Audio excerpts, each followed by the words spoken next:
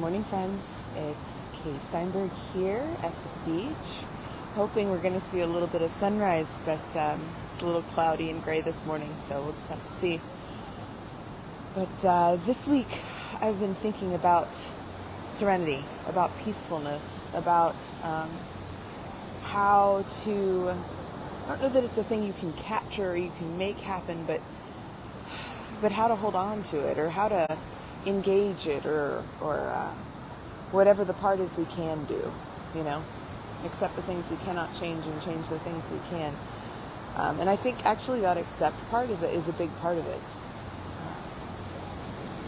Because there's always going to be stuff that happens outside of us,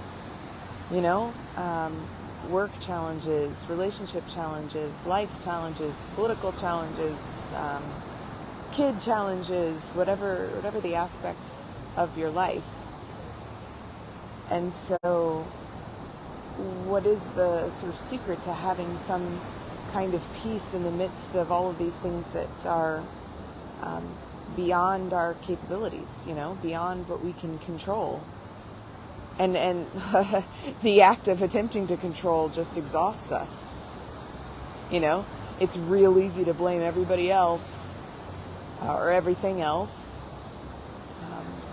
for being messed up or being our challenges, but the real exhaustion comes from trying to change it or fix it all. So that's where that acceptance piece comes in, Acceptance does not mean just bowing before the challenges or injustices of the world. It means knowing what is mine to do and doing that. And as best as I can, giving the rest over to the universe, to God, because many of the world's problems, or the things I view as my problems, are beyond my control. And I have to carve out gratitude and goodness anyway. And often in the unexpected places. When I think about the scriptures and things, what Jesus was trying to teach, he didn't necessarily, oh dear, they're going to revoke my ordination again. He didn't necessarily talk about finding that in church or in temple, as it would have been then, but about finding connection and relationship and inclusion. And, so often he pointed to the people that others labeled sinner to describe, goodness and wholeness and kingdom of heaven. Or to the natural world, to nature, to the way the world works. I think we have to look for it, though, because, these stories go back an old way, but we're always trying to build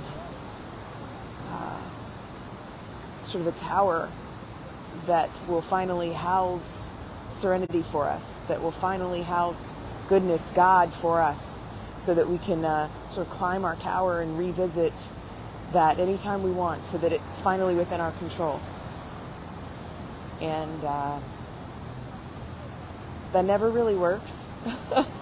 Like if you study either scriptures, right, Tower of Babel and the Pharisees and various stories there, if you study history, those who tried to build empire, often proclaiming the best interests of the people,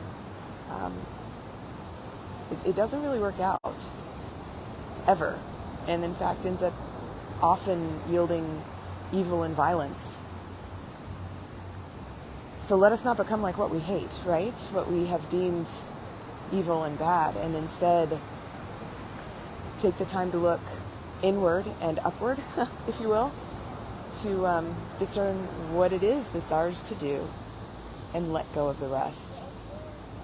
I think that's the secret of serenity, is let go of the rest and be gentle and gracious with yourself along the way, because there's only so much you can do or should do even.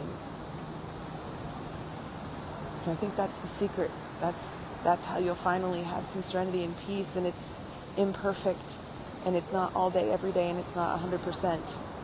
And it's exactly those hard parts that make us be able to recognize the good parts. And so if you're in one of those hard parts, know that it won't last. Know what is yours to do and what isn't. Take very good care of yourself and be gentle with yourself and others. And if you're in one of those good parts, just relish it. Feel that too. Feel the good.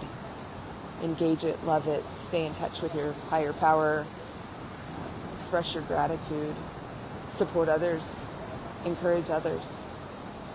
And if we can do those things, we'll get as much serenity as is possible.